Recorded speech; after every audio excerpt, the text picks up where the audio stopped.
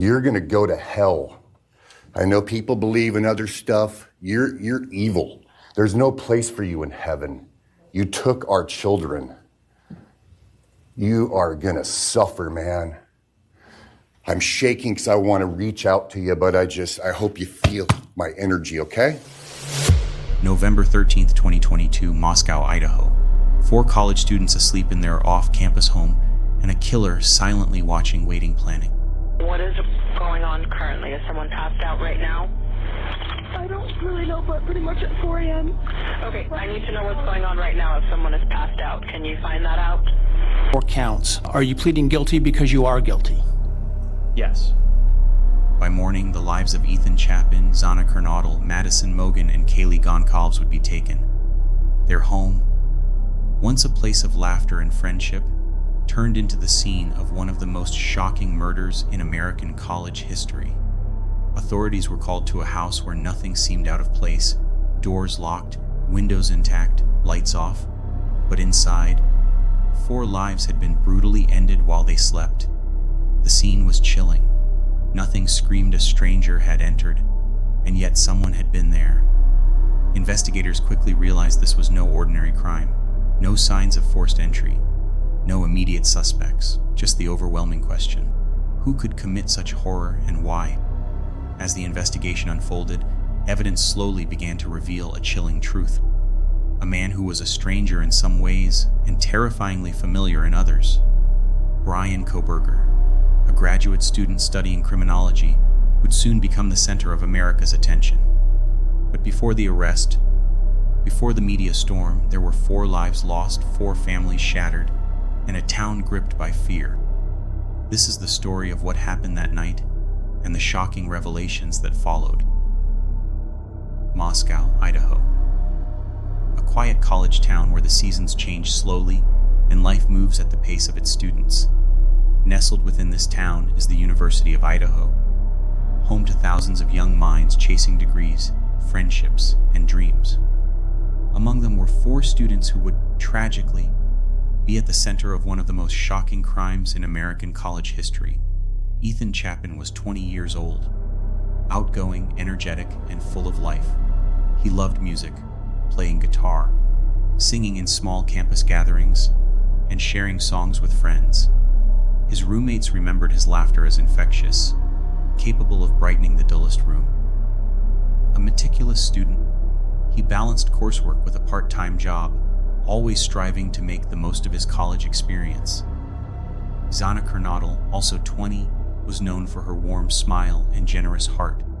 She volunteered regularly at local animal shelters and spent her free time helping friends and classmates. Her roommates often described her as the glue that held their small circle together, someone who noticed when someone was struggling and quietly offered support. Madison Mogan, 21, had recently transferred to the university, bringing with her a fierce dedication to athletics and student organizations. Her teammates remembered her as disciplined and driven, with a playful sense of humor that balanced her serious nature. For Madison, college wasn't just about studies. It was about making connections, building memories, and pushing herself toward excellence. Kaylee Goncalves, 21, was an artist, a dreamer, someone who saw beauty in the ordinary. Her friends often said that she could make anyone feel at ease, and her creativity extended beyond art into every interaction, every gesture. She was passionate about her studies, but equally passionate about her friendships and the small joys of life. Together, these 4 shared a bond that went beyond casual friendship. They were more than roommates. They were a family of choice, a support network, a home within a home. Each brought their unique personality into the group, creating a dynamic filled with laughter, shared meals, late-night study sessions, and quiet moments of comfort. Leading up to November 13th, life seemed ordinary. Students moved about campus, attending lectures, working on projects, and preparing for midterms. The 4 friends had plans, routines, and a shared sense of safety. Their home, a typical off-campus rental, was modest but warm, decorated with posters, art, and small touches that reflected their personalities. Yet unbeknownst to them, someone nearby was watching, learning, and waiting. Brian Kohberger, a graduate student in criminology, would later be revealed as the man responsible for studying the behaviors, patterns, and routines of his future victims. What appeared as ordinary curiosity in his studies was, in fact, preparation. On the evening of November 12th, the four friends returned to their home after a long day. Ethan practiced guitar in his room. Gina cooked a small dinner for everyone. Madison reviewed notes for an early class, and Kaylee sketched quietly in the living room. Laughter filled the space, a soundtrack of normalcy and youth. Outside, the town seemed calm. Streetlights cast long shadows on quiet sidewalks. But the killer, methodical and calculating, had already begun observing. Every movement inside the home, every routine, every quiet evening, nothing escaped his attention. By nightfall, the four friends settled in for sleep, unaware that their routines had been mapped, their vulnerabilities noted. In a matter of hours, the ordinary would become extraordinary, in the most tragic sense imaginable. As the night of November 12th deepened, the house that once held laughter and friendship fell silent. Ethan, Zina, Madison, and Kaylee, unaware of the horror approaching, settled into their nightly routines. Outside, shadows shifted. Every streetlight, every passing car, every whisper of wind became part of the killer's silent observation. Brian Kohberger had been watching, studying, preparing. Every movement, every schedule, every pattern inside that house had been noted. And as the clock edged closer to midnight, the ordinary world of four college students began to unravel. In the early hours of November 13th, around 3 a.m., the unimaginable occurred. 4 lives were ended, violently, abruptly, and without warning. The students who had laughed together just hours before would never wake again. By morning, neighbors noticed something was wrong. The house was silent in a way that made the town uneasy. Concerned, someone called 911. 911 location of your emergency. Something is happening. Something happened in our house. We don't know what. What is the address of the emergency? 1122.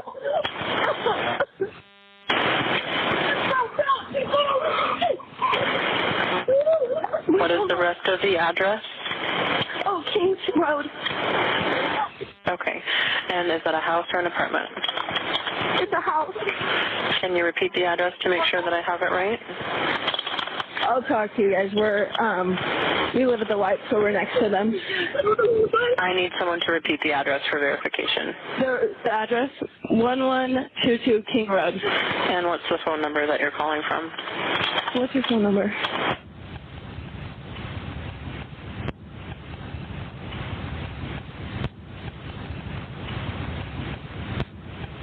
And tell me exactly what's going on. One of the roommates has passed out, and she was drunk last night and she's not waking up. Okay. Oh, and they saw some man in their house last night. Yeah. Hi, this is. And are you with the patient? Okay, I need someone to keep the phone, stop passing it around. Can I just tell you what happened pretty much? What is going on currently? Is someone passed out right now? I don't really know, but pretty much at 4 a.m. Okay, I need to know what's going on right now if someone is passed out. Can you find that out? Yeah, I'll come. Come on, we gotta go check. But we have to.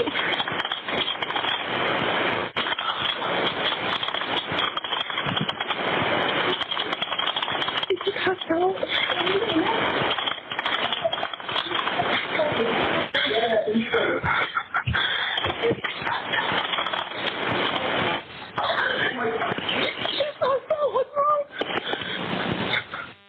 She's not waking up. Okay, one moment. I'm getting help started that way. Okay, thank you.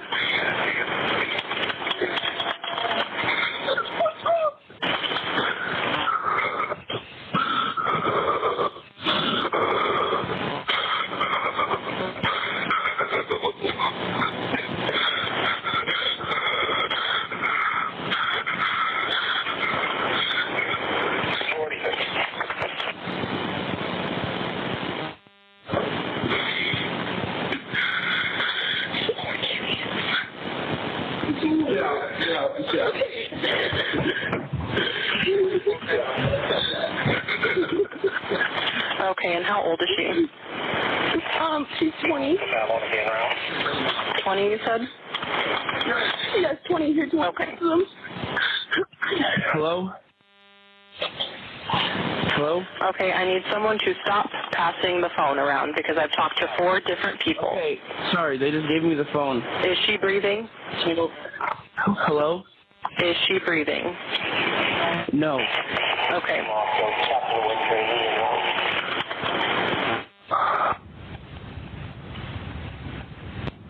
You need to talk to them, okay? I can't talk to them. I need you to talk to them. Hello. Okay. I've already sent the ambulance and law enforcement. Stay on the line. If there's a defibrillator available, send someone to get it now and tell me when you have it. Say that again. There's a police here right now. Okay. If there's a defibrillator available, send someone to get it now and tell me when you have it. We don't have one. I think yes. Do you have a defibrillator? Yes, you have one. Are you talking to the officer? Yes. Okay, I'm going to let you go since he's there with you and can help you. Police arrived quickly. Lights flashed, doors were knocked, voices called out, but no response. Stepping inside, officers were met with a scene of quiet horror. The house was intact, no signs of forced entry, no windows broken, no doors kicked in. And yet inside, 4 students lay lifeless, victims of an incomprehensible crime. Investigators worked methodically, careful not to disturb the scene. Every corner, every room, every piece of furniture became part of the puzzle. Evidence suggested the killer had entered with precision and purpose, leaving almost nothing behind. Authorities were immediately faced with a question that would define the investigation. Who could commit such an act, and why? There were no signs of a stranger's intrusion, no immediate suspects, only the chilling knowledge that someone had invaded a home, taking 4 lives while they slept. Early speculation considered robbery or random violence, but nothing matched the reality of the scene. The killer had planned meticulously.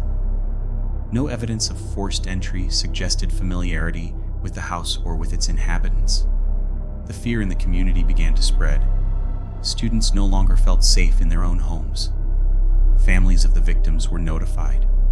Shock, disbelief, and grief swept through the town. Friends recounted last conversations, last laughs, last meals shared. Each memory was now overshadowed by tragedy. As investigators began piecing together the timeline, surveillance footage and phone records became crucial. They revealed subtle movements, hints of preparation, and connections that would soon point to a suspect. A graduate student who, on paper, seemed ordinary, but who had meticulously studied the behaviors and vulnerabilities of his future victims.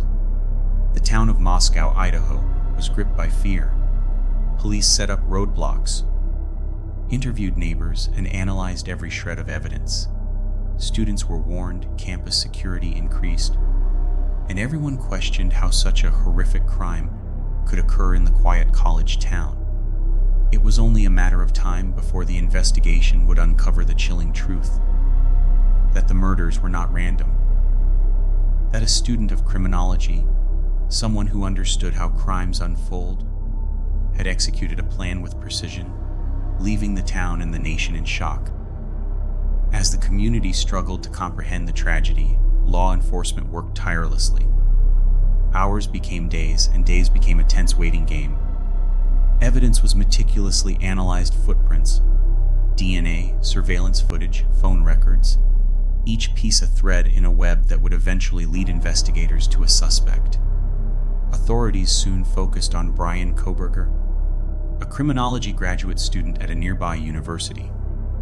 Kohberger's research, friends later revealed, had delved into criminal behavior, violent crime patterns, and methods of murder. On paper, he appeared ordinary, quiet, intelligent, and unassuming. But beneath the surface, a chilling meticulousness had prepared him for the unimaginable. Forensic analysis became crucial. DNA evidence linked Kohberger to the crime scene, creating an unbreakable chain connecting him to the murders. Law enforcement coordinated surveillance, interviews, and digital tracking to locate him. It was only a matter of time before the authorities moved in. On a cold morning in December, police arrested Kohberger. Shock rippled through the town. The man who had studied crime, a student not far from the victim's university, was responsible. He was taken into custody, and for the first time, families felt a measure of relief, tempered by the grief that would never fade. Legal proceedings followed. Courtrooms were filled with lawyers, detectives, journalists, and, most importantly, family members seeking justice.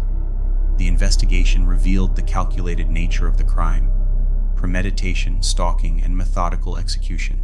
Every detail, every step, every decision was deliberate, showing a level of planning that horrified investigators. The families of Ethan, Zana, Madison, and Kaylee faced a new reality: navigating grief while seeking answers. Community vigils, memorials, and tributes honored the lives that were taken far too soon. Students and neighbors struggled to reconcile the image of a quiet, intelligent graduate student with the brutal murders he had committed.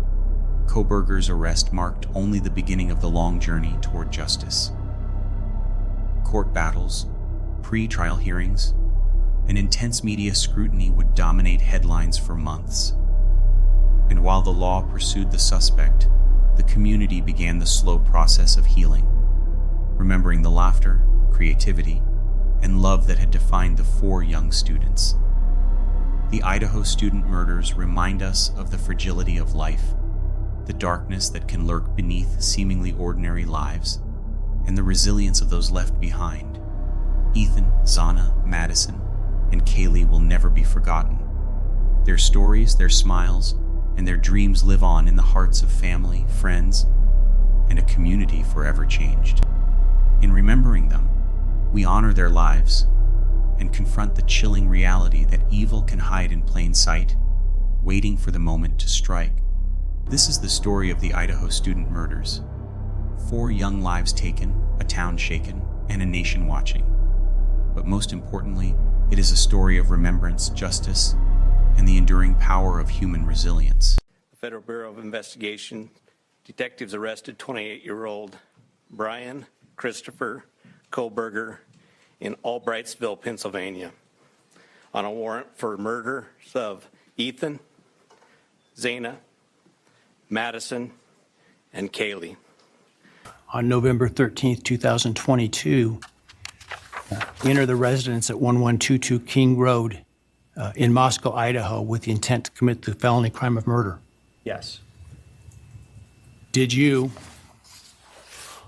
on November 13th, 2022, in Latah County, state of Idaho, kill and murder Madison Mogan, a human being? Yes. And did you do that willfully, unlawfully, deliberately, and with premeditation and malice of forethought? Yes.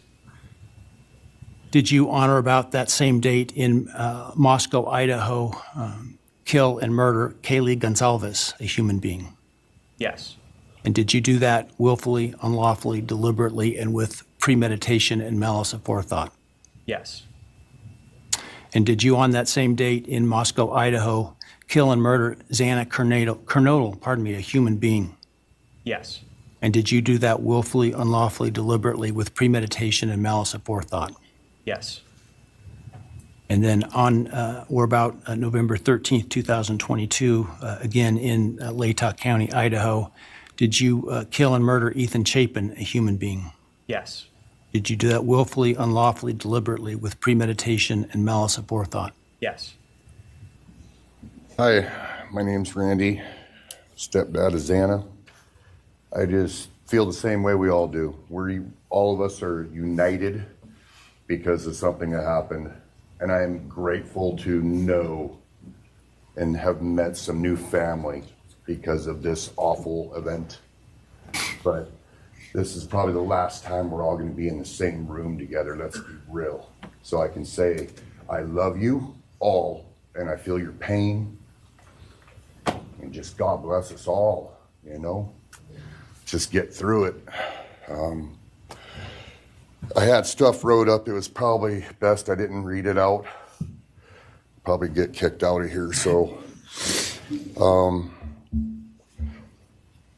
I'll share one thing to you guys, not to you, with Xana. So I was working in North Dakota and came home, and Jazzy and Xana had taken our son Elijah and put him in a dress, makeup, and it was awful. I was like, I don't know. She was funny.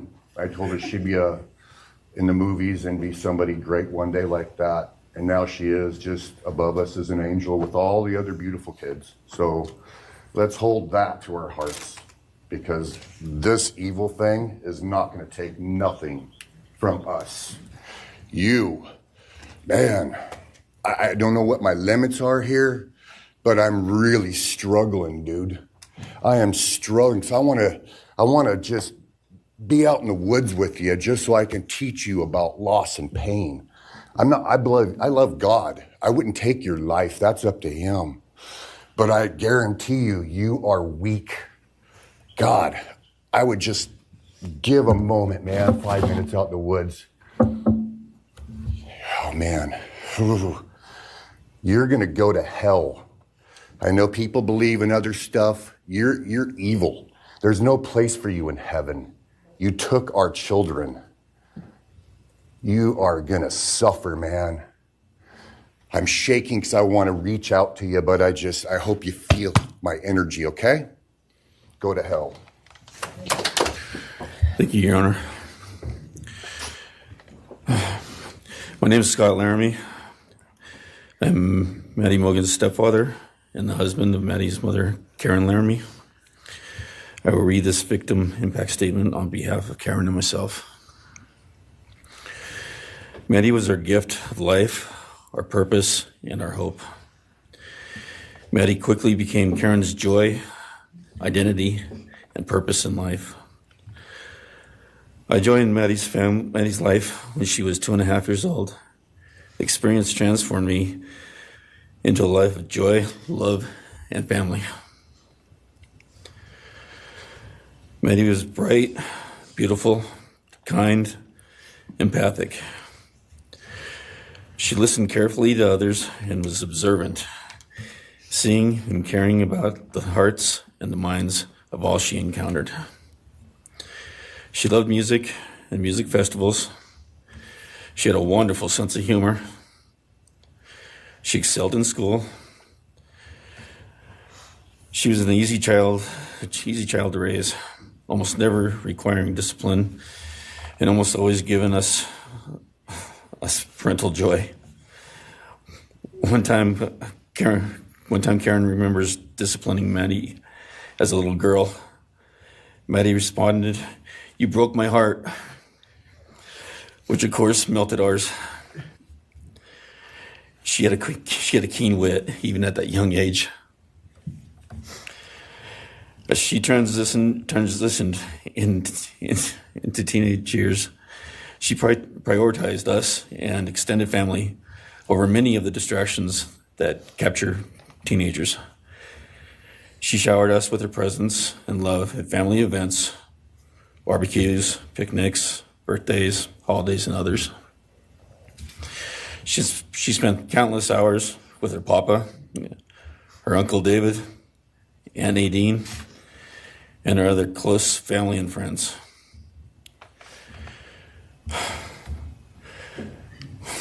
This world was a better place with her in it. As she reached adulthood, Maddie applied her studies to be a marketing professional, entering into an internship at Payne West, and started planning her professional future. As with all things, she involved Karen and myself in the joy of her journey. As she transitioned into womanhood, Karen and I continued to be astounded at this wonderful and accomplished person we had created. All parents dream of their children accomplishing more than them. We realized this dream. All we had not become, she was becoming.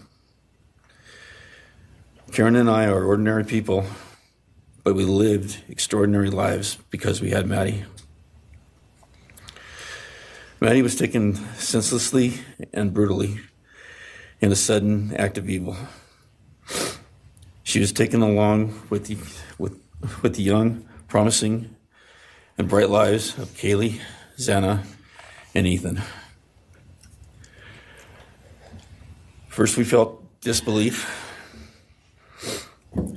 Next, we felt disorientation. Then we felt grief overcome us. Our grief is compounded even more for the Goncalves, Kernodle, and Chapin families. We speak of hope and healing, and we do have hope and some healing. But the vast emotional wound will never fully heal. Since Maddie's loss, there's emptiness in our hearts, home, and family, an endless void. After losing her mother in a car crash, Karen took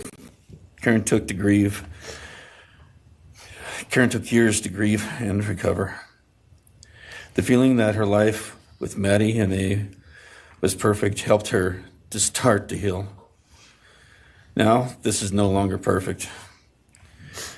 After Maddie's loss, Karen felt like she was spinning out, emotionally collapsing into anxiety and depression. She sometimes asks, how am I supposed to go on when I've lost my favorite person in the world? I felt the same, and we continue to struggle. The loss of Maddie has impacted so many beyond our family.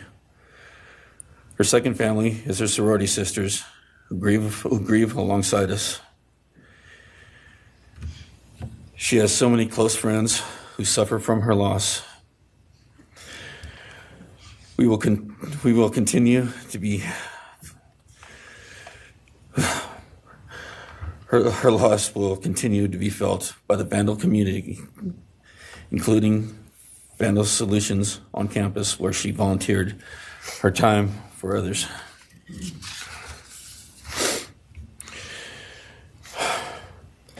It helps us to know Maddie is in heaven now, freed from the trials of this earth. We, however, continue to live on without the grace and support of her presence. We will grow old without our only child, our bright, beautiful friend and daughter. In the end, there are no words that can accurately capture the devastation of losing Maddie. We will endure, and we will go on. For Maddie, we will not let our grief consume us. For Maddie, we will continue to love and care for our family and friends, including the families of Kaylee, Xana, and Ethan.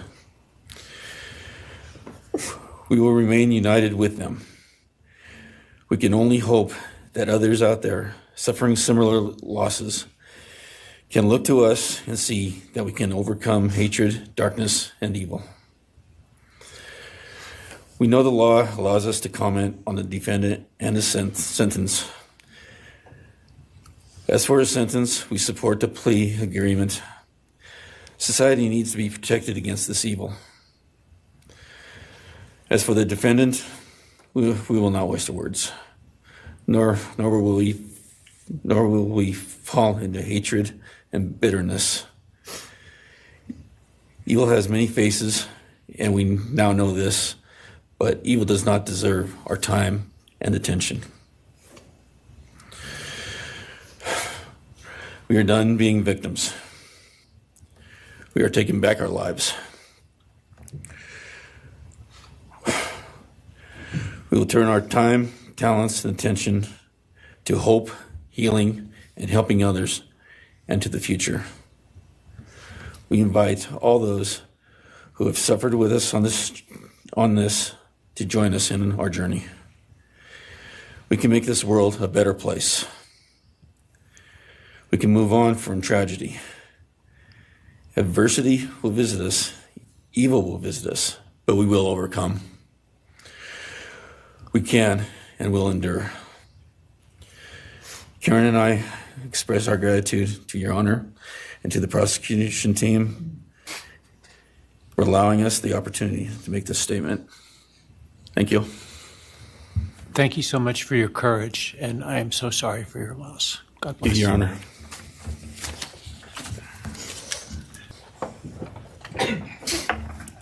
Hello, I'd like to start by thanking the court for allowing me the time and opportunity to speak today.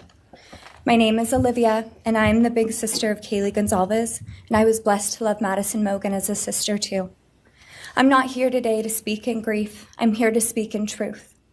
Because the truth is, my sister Kaylee and her best friend Maddie were not yours to take. They were not yours to study, to stalk, or to silence. They were two pieces of a whole, the perfect yin and yang. They are everything that you could never be.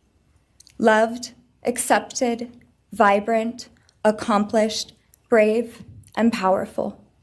Because the truth about Kaylee and Maddie is they would have been kind to you. If you had approached them in their everyday lives, they would have given you directions, thanked you for the compliment, or awkwardly giggled to make your own words less uncomfortable for you. In a world that rejected you, they would have shown mercy. Because the truth is, I'm angry. Every day I'm angry. I'm left shouting at the inside of my own head everything I wish I could say to you. The truth about me is when I heard the news, I didn't cry. I listened for them. I promised them I would, that I would fight for them, that I would show up no matter what it cost me. I swore I'd never let them feel alone. Because you see, I've always been their heavyweight. I've always been the one to fight the battles they didn't feel ready to fight themselves. All it ever took was a call, and they knew I would handle it for them, no matter the time, no matter the cost. They could wave their white flag because they knew I would never back down, not for them, and not even death could change that. Somewhere along the line, I started to think about what I would say to them if I was given just one last chance. If I could gather enough heartbreak or love or sacrifice or whatever it took to get just one message across, what would I say? Throughout this entire process, I've written my feelings down at every moment, my wishes, my love, my denial, my anger. And as one final act of love, I'd planned to read these thoughts, even jarring and discombobulating and not even making sense. Because for me, that was true love. As bare and as naked as it could be, not laced in pretty words or dressed for the occasion, but written through bleary eyes at 2 a.m. with clenched fists, angry at this reality. My true final act of love was to continue on without them, for them. That dream to read aloud my love to them, to bring meaning through pain, was the latest blow in realizing you don't deserve it. And Kaylee and Maddie don't need it. Kaylee and Maddie have always known my love, and they would never ask me to prove it by further victimizing myself to a defendant who has shown no guilt, no remorse, no apprehension. They would say to me, "Why would you give the satisfaction of showing vulnerability now? You promised you would never back down." And for that clarity, I'm thankful. I won't stand here and give you what you want. I won't offer you tears. I won't offer you trembling. Disappointments like you thrive on pain, on fear, and on the illusion of power. And I won't feed your beast. Instead, I will call you what you are. Sociopath, psychopath, murderer. I will ask the questions that reverberate violently in my own head, so loudly that I can't think straight most any day. Some of these might be familiar, so sit up straight when I talk to you. How was your life right before you murdered my sisters? Did you prepare for the crime before leaving your apartment? Please detail what you were thinking and feeling at this time. Why did you choose my sisters? Before making your move, did you approach my sisters? Detail what you were thinking and feeling. Before leaving their home, is there anything else you did? How does it feel to know the only thing you failed more miserably at than being a murderer is trying to be a rapper? Did you recently start shaving or manually pulling out your eyebrows? Why November 13th? Did you truly think your Amazon purchase was untraceable because you used a gift card? How do you find it enjoyable to stargaze with such a severe case of visual snow? Where is the murder weapon? The clothes you wore that night? What did you bring into the house with you? What was the second weapon you used on Kaylee? What were Kaylee's last words? Please describe in detail the level of anxiety you must have felt when you heard the Bearcat pull up to your family home on December 30th, 2022. Which do you regret more? Returning to the crime scene 5 hours later, or never, ever going back to Moscow, not even once, after stalking them there for months? If you were really smart, do you think you'd be here right now? What's it like needing this much attention just to feel real? You're terrified of being ordinary, aren't you? Do you feel anything at all? Or are you exactly what you always feared? Nothing. If you're so powerful, then why are you still hiding, defendant? You see, I'm here today as me. But who are you?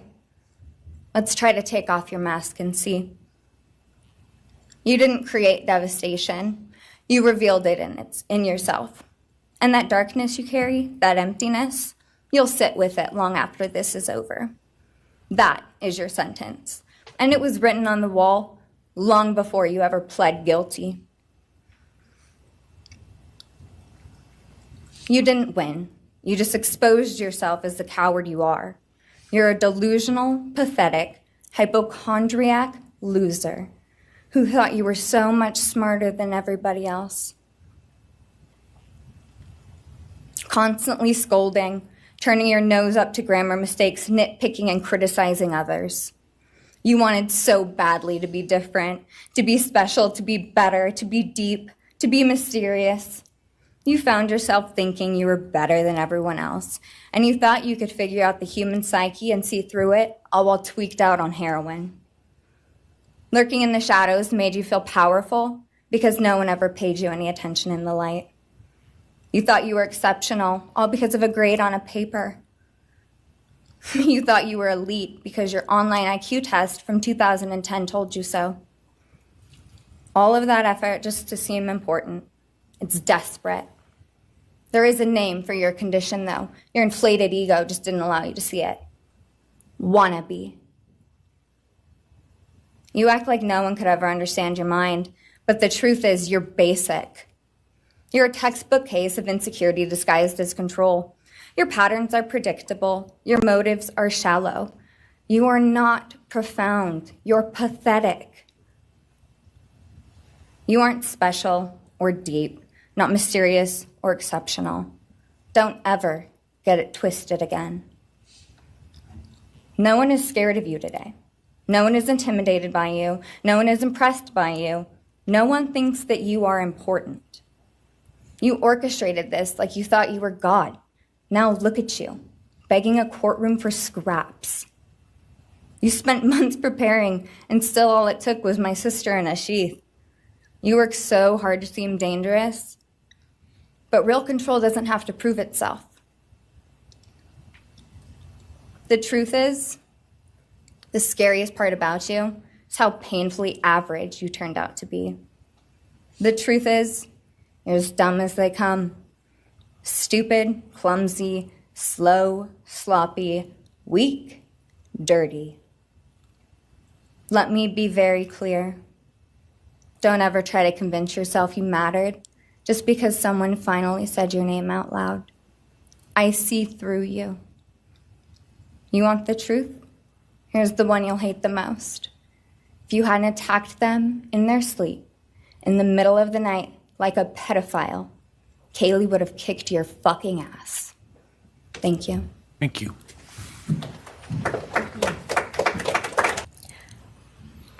I never imagined having to speak to someone so devoid of humanity.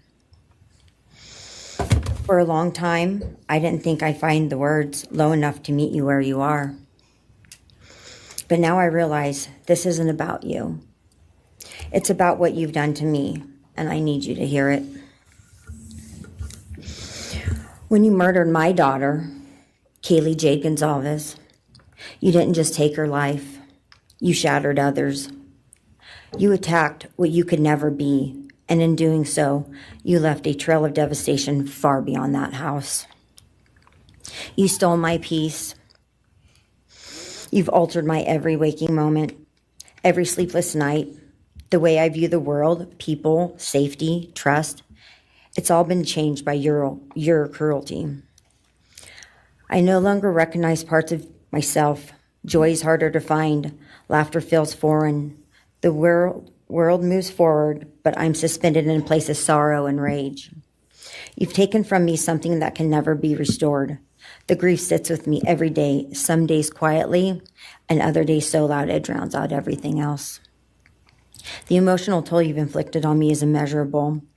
I live with a constant ache, with birthdays that are now memorials, with holidays that feel hollow, with empty chairs that scream louder than words ever could. I am forever changed. But for you, as a person working on a PhD in criminal justice, you really didn't think this one through. You're not that good. In fact, you're not that good at anything. You couldn't secure a job. You couldn't get along with others. You couldn't even get a female to look in your direction. All because you are pathetic. Now you're a joke in this courtroom. I wish I could crown you with a jester hat to complete your orange jumpsuit clown look. A dead killer doesn't kill again. So while I'm disappointed the firing squad won't get to take their shots at you, I'm confident that the men in prison will have their way with you in more ways than one. You will finally get what you wanted, physical touch. Just probably not how you were expecting it. See, you haven't beat the system. You've simply entered a new one, where the rules are cruel and the consequences will never end.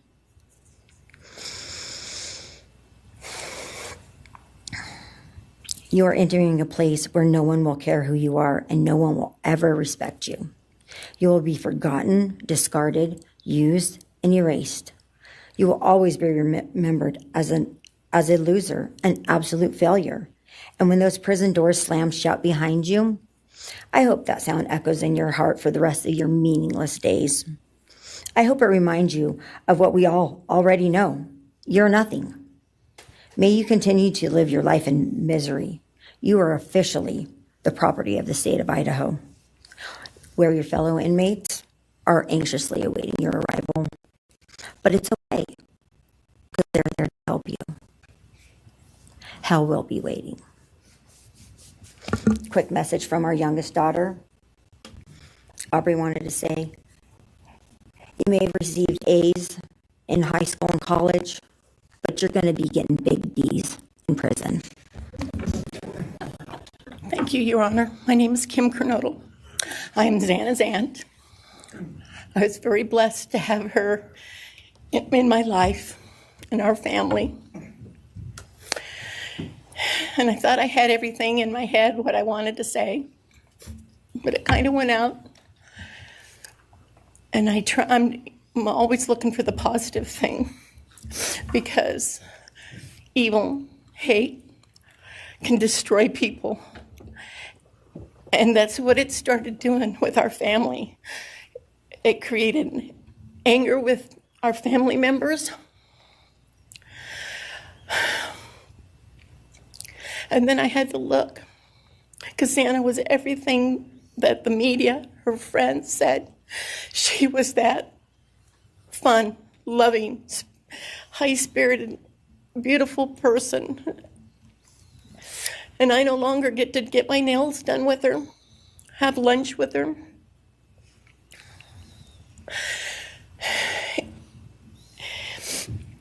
Sorry. But how I look at it now is this tragedy, this horrible tragedy on all of the 4 children, has brought us closer. You united us with your actions. We're united now, and we're stronger than ever. We have family and friends now that we never knew we had. And, you know, this is probably going to bother everybody, but Brian, I'm here today to tell you I have forgiven you, because I no longer could live with that hate in my heart. And for me to become a better person, I have forgiven you. And anytime you want to talk and tell me what happened, get my number. I'm here. No judgment. Because I do have answers or questions that I want you to answer. And I'm here. I'll be that one that'll listen to you. Okay? Thank you, Your Honor. Thank you very much.